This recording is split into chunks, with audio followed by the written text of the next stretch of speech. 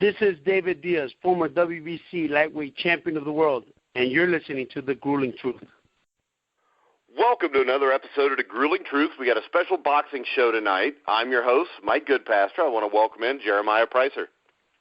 Good evening, all. Glad to be on. Very excited about our guest tonight. Oh, me too. We've done a lot of legend shows. We've had guys like Carlos Palomino, Tim Witherspoon. Bringing this guy on, actually, Jeremiah is the one that first mentioned him to me. I went and watched some video on YouTube that they had. Very solid welterweight contender. I think he's got a shot at the title. Help us welcome Jeff Horn to the show. Hey, guys. How you doing, Jeff? Yeah, good. Just in America at the moment, actually, on holidays. I'm just in America at the moment on holidays. Yeah, I heard you're going to be here for 6 months. How's that going? No, 6 weeks. 6 weeks, all right. Jeremiah, you said 6 months. But so how do you like the U.S. so far? No, it's good. Very good. Went to New York first. It's a very busy place. Now in Washington. You're in Washington, D.C.? Yeah, how do you like it there? A lot to see, a lot to do. A lot of nice American monuments. Yeah, well, I've only just got here, really, and just been chilling out today, and we'll go sightseeing tomorrow. All right, so, I said you were in New York, correct? Okay, did you get a chance to go to the International Boxing Hall of Fame or anything like that? And I heard you checked out Gleasons Gym also. I did. I went and saw Gleasons Gym. That was a pretty spectacular gym, pretty big in there, and just missed Sean Porter sparring, I got told, which was a bit disappointing, but yeah. Are you looking to establish a base camp in the United States, or is it just purely sparring? Probably a bit of both. When I come and fight here, it'll be good to have some contacts for sparring and for gyms around the place. All right, so let's talk a little bit about your background. At what age did you start boxing, and what really drew you to be a boxer? My first fight as an amateur was at 20 years old, and I started boxing because I just wanted to learn self-defense, and that's why I went to boxing, and yeah. Oh, very nice. So you just looked to start it, so you're a late bloomer. So you've only been boxing for 3 years, and you've managed to become a welterweight contender. Especially with your victory over Randall Bailey. Was that your doing? Was that your choice? Did you want to, move as quickly as possible and get into title contention as quickly as possible?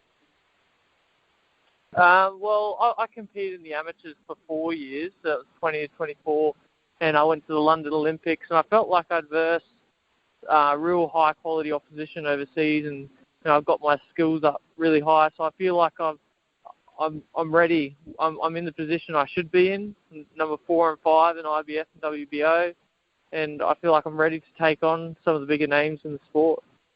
Yeah, so you were in the 2002 Olympics, or 2012 Olympics in London. What was that experience like for you?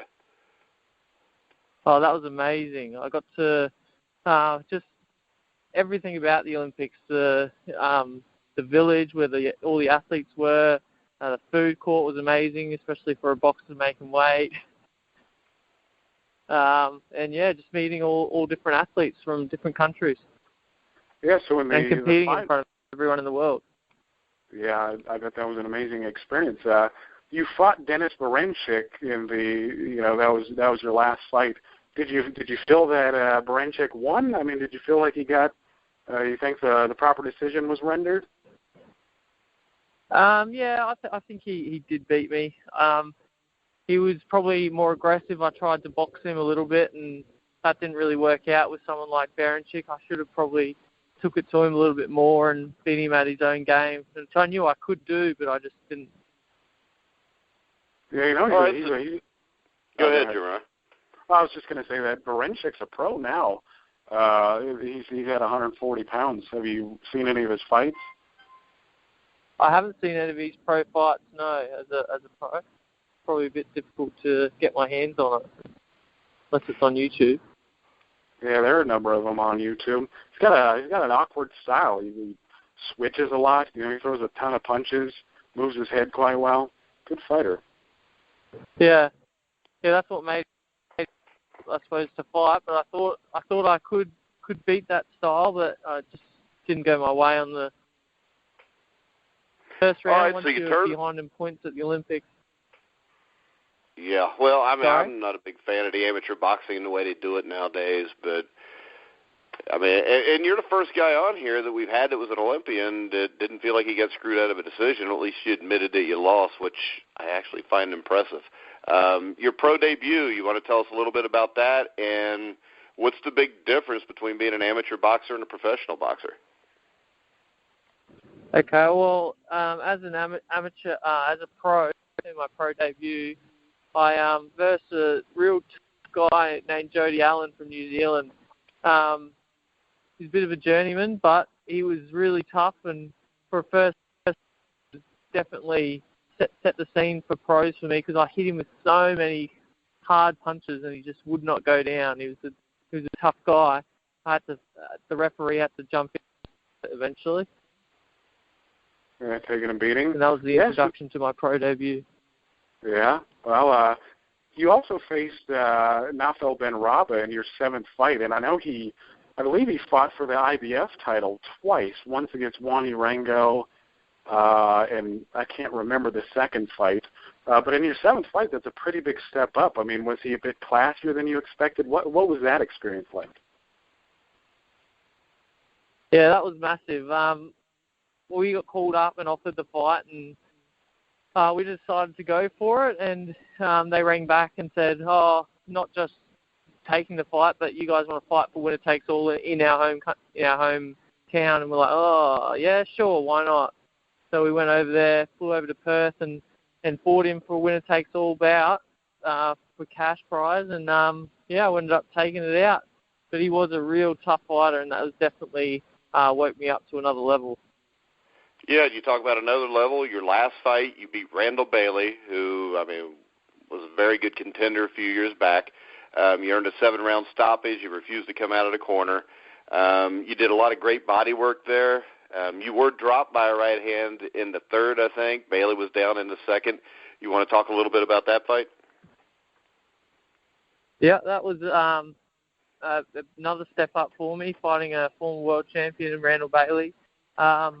That was the plan, really, to go into a fight like that, just trying to wear Randall Bailey down and try and get him in the later rounds as well. I knew he had the knockout power, and I was hoping not to get hit, but I did in the 3rd round and got dropped, and he actually perforated my eardrum when he did that. So, after that, I just kept on working, recovered quickly, and made him retire in the stool. Yeah, so I noticed you did a lot of the work on the inside. So one thing I've noticed that you do well, and it kind of reminds me of like a guy like Ricky Hatton, where you leg feints, where you throw guys' timing off by you'll feint jumping in, and then you'll land like a hard shot, or you'll dig well to the body. And he seemed to offset Randall Bailey's timing, and that's always been a guy who's relied on his big power on his right hand. But when you got inside, you just banged the body hard. I mean, was that the plan initially to get inside, bang him out, get him to wear down and quit? Yeah, definitely. The plan me and my trainer Glenn Russian made was either to be on the inside, nice and close with him, or on the outside and box him from a distance. So I didn't really want to be in that mid range where he could just swing and land an easy right hand on me. All right, now let's talk a little bit about it. I know you had a bad throat injury. You suffered a fracture of the thyroid cartilage and had to have a titanium plate inserted. You want to talk a little bit about that time and the adjustments you've had to make? I just missed that. You just cut out that a little bit. What was that? Your phone cut out? Yeah, we were talking about the fracture you cut out. Yeah, we were talking about the fracture you suffered of your thyroid cartilage in on your throat. You had to have a titanium plate inserted. Yep. You want to tell us a little bit about that? In sparring, I was sparring a guy a bit bigger than me. He was about 87 kilos or so. He's just a gym mate that I've done sparring with before. we just landed some freak accident shots to my neck and got me a couple of times. And I went back to the corner and I went to tell the guys, I got hit in the throat and nothing came out. When I went to speak, and I was like, oh shit, something's wrong. So I just started taking off all my gear and stopped there and found out the next day that I actually had a fracture in my throat. Wow. It sounds awful. I mean, we talked about America. We talked about you touring America, sparring a little bit. Is there a plan for you in the near future to have your first fight on American soil? I don't really have anything to do with planning my fights. That's all to do with my promotion company, Juco Events. But I know they plan on definitely me coming here sooner or later, and whether that will be this year, the next few fights, or next year, I'm not sure. Welterweight I definitely divisions, like to fight here. Yeah, the welterweight division is packed with quality fighters, maybe the best division in boxing. Which title holder do you feel is the best matchup for you? I think the best route for me at the moment would be to go against Jesse Vargas in the WBO. Yeah. Go for him at the moment, because I think a lot of the fighters are busy as well that are above me, and that I could possibly be a mandatory or something for him if that works out, or he might choose me. I don't know. No, I agree. I think Vargas is probably the best route. I mean, Vargas he kind of bears some similarities to you, where he has a high work rate and he's pretty solid technically, but. Yeah, I think if you squared up against Vargas, I think that'd be your best route. But I also want to know, granted you get the fight with Vargas, which we hope you do. I don't believe there has ever been a welterweight title holder from Australia. Granted, you win that fight. Of course, we're speaking hypothetically, but granted, you get the Vargas fight and you beat him. How potentially would it make you feel to make that sort of history, being again the first Aussie to win a welterweight championship? I have a feeling that there was someone before me that could have been 20 or so years ago, maybe longer, but that would be an amazing feeling, being the first welterweight champion of Australia So I'd be stoked to have that to my name. All right, so what do you ultimately wish to accomplish in the sport? I want to be world champion, and I want to be world champion in probably multiple divisions, and I want to be remembered. And granted, everything goes as planned. What are your post-career goals? I mean, I know are you still a school teacher? I do go into schools occasionally and teach some boxing courses to the kids, which they're really enjoying, and I think it's changing a few lives already. Yeah, getting them fit, get them off the streets. So playing off that, right. I mean, are your post-career goals to be a boxing trainer? I'm not really sure, really. I've kind of fell into boxing in a way, like earlier in life, and I studied to be a teacher after school, and it's all going in the right direction at the moment. I don't know what I'll do afterwards. It possibly and most likely will be something to do with teaching or with boxing. Yeah, I saw you were at weren't you at a school recently showing off some of your titles to the kids? Yeah, I went into my old school, Pollara, where I used to work for a year and a half with some younger kids, and showed them my belt. And they really enjoyed that. That was a bit of the show and tell time that they have at school, where they all sit and listen to what other kids say and what others say about what they're showing.